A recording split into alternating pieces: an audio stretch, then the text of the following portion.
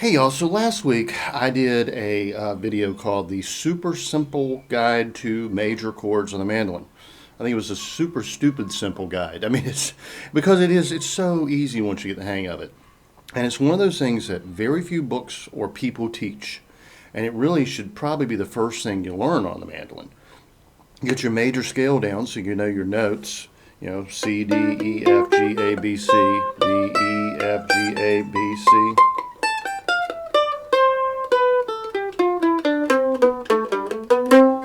And you got all the notes on your fingers. Then you learn to put chords together. Major chords, 3 notes. A minor chords, 3 notes. A dominant 7 chords, 4 notes. Now, I got good feedback on the video. People really liked it, but they said the lighting's horrible. I couldn't really see your hands. Sorry. I'm still figuring out this camera. I'm still figuring out lighting. It seems filming outside works a little bit better. So we're going to try that for a while, at least as long as the weather will hold. Then maybe I can set something up inside that has better direct light on the fretboard. But anyway, I'll run through the major chords in the key of C one more time, and then we'll move on to minors. So first, C major chord. C. What is that note? D, E, F. All right, so a major chord is the first, third, and fifth of every scale. So a major chord for C is C major, C, E, G. And so I was in the wrong key. C, E, G. I was actually playing a D, but we'll get into that in a minute. So C, E, G. All right, now you can change those notes around in any way you like. So we'll go to the E on top. E, G, C. All right, now we'll go to the G on top. G, C, E. And of course, those are on the second, third, and fourth strings. Now we'll just move those same chord shapes to the first, second, and third string. So G here, G here. Same chord shape, just move it here. E. Oops. I'm sorry, that was not an E. No, next chord will be a C. So C, E, G. And there's the E.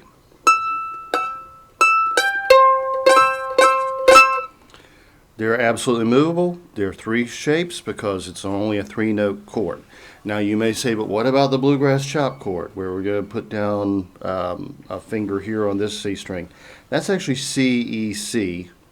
And if we drop that down, you can see it's that same C with a G on top. We just added a C to the bass. Okay? When you're playing melody notes, you will not, melody chords, chord melodies, or soloing out of chord shapes, you will not find bluegrass chop chords to be very efficient. You can certainly play out of them. Bill Monroe did a lot. Paul Williams is some of my favorite guys, Jesse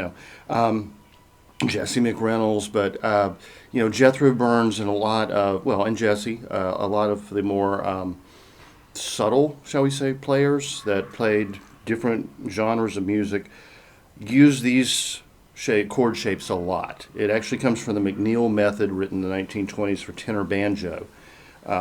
Now, I don't know that these guys ever had a copy of the McNeil book. I know it was very popular back then.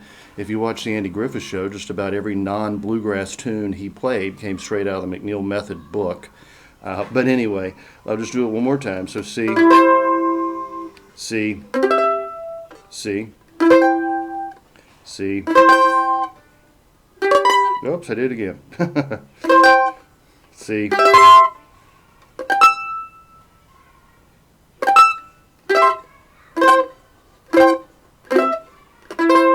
As usual, it's easier to play than think. When you start thinking and talking and explaining what you're doing, that's when you make mistakes. So, those are your major chords. Now, I promise this week we're going to do minor chords. A minor chord is also a 3-note chord. It's also based off of the 1, 3, 5. Where's my fingers? There we go. 1, 3, 5. But you flat the third. In other words, all you have to do is move one finger, one fret. So let's come back here to our C major chord. What's the third? Well, C, D, E is the third note. So here's our E note. We're going to move one fret back. So now we have a minor chord. Totally changes the sound of the chord, even though you just moved one finger, one fret. Major, minor. C minor right there. All right, the next one, you remember our major chord is with the E on top. We'll just move it back and have an E flat on top. Just literally shift that one finger from E to E flat. And now you have a C minor with the E flat on top, or the third on top, the flat third. All right, the next is with the fifth note on top, which is G, and your E note is now sitting here on your fourth string. So just shift it back to an E flat. This G here is the same as this G here, so we're going to do the exact same thing. So, and practice that. Play the major first, and then move flat the third. All right, next we have the C on top. I got it right this time. With the E sitting right here, so we're going to flat it again.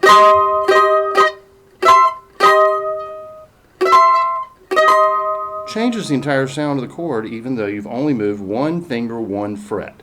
And that's going to be true of every chord we do. Now, in some of the more complicated chords, like I don't even know, a minor 7 flat 5, we'd be moving two fingers. We would flat both the 3 and the 5, but you're probably not going to play that full chord anyway. You're probably just going to play the minor and maybe the 7th. So already right here we've got a shortcut. We got half the chord sitting right there. Well, 3/4 of the chord. It's a 4-note chord. And now with the E on top again, this is the E major. So it's just moving the E down one fret. These are completely mobile. This C becomes this D. Look, I just slide these two fingers up 2 frets.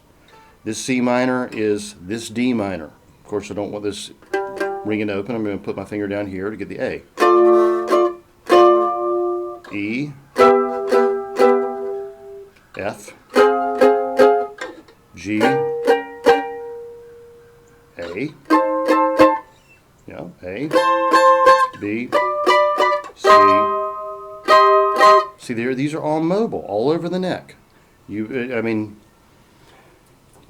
will never lose your place. You will never have trouble figuring out where your fingers are supposed to go if you learn these 3 basic chord shapes.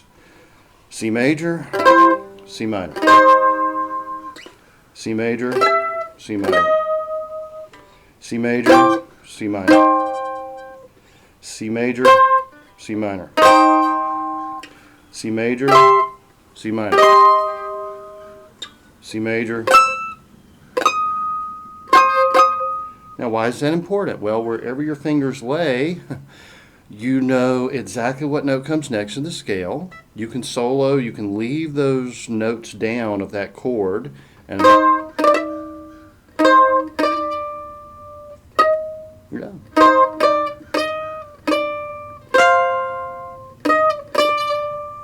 And now you're playing chord melody. Or if you want to do single note solos, you know exactly where you are from this position.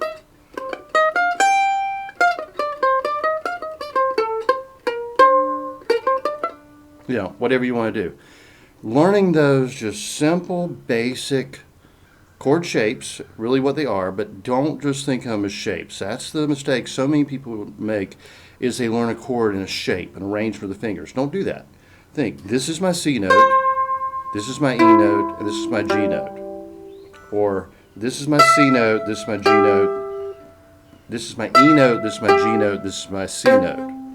This is my G note, this is my C, this is my E. And that way, if you need to play a minor chord, shift the third back, shift the E back, 1 fret. If you want to play, was it augmented or suspended? I think it's augmented. Shift that E, wait a minute, one's, okay, suspended or, okay, one's got a sharp third and the other's got a sharp 5. I'll look it up next time. Not chords I play a lot. In some like rock pop music, you hear a little more of the augmented and the sus chords, some jazz, some classical. Not really chords I play a lot, but they do sound good sometimes. But I'm not going to get into it a lot, but if you flat the third to get a minor, you can also raise the third. And it sounds like a sus. So anyway, I'm not sure. Look it up. But anyway, just remember 1, 3, 5 is your major chord. 1 flat 3, 5 is a minor chord. And now you can play any minor chord anywhere on the neck. If someone throws, you're in a jam session, someone comes out with like a weird, someone wants to play a Celtic song and it's got a lot of minor chords in it as opposed to, a lot of the bluegrass stuff you might have been playing. Well, now you know how to play any minor chord anywhere in the neck. So if somebody comes at you with like a B minor chord and you're like, I've never played a B major, much less a B minor, which is the case for a lot of mandolin players. Well, now you know how to find it. Just find the B note. Well, we're not going to use this one here, obviously. We're going to play our B. We can play it here, okay? And we got a B minor. We got a B minor here. What's the third note of the B chord? B, C sharp, D sharp. All right, we're flatting the D sharp back to a natural D. It's just that simple. And those three shapes, without even thinking, if you don't think and you just let your finger find the root, find the third, find the fifth, you got it, okay? Then you can play anything, and you can solo out of it, or you can play rhythm, and you're no longer searching around for tabs or, anything. You got it. And you can improvise, which is what this is all about. It's learning to improvise. All right, y'all, have a good one. I'll talk to you next week. Remember, email me if you have any questions.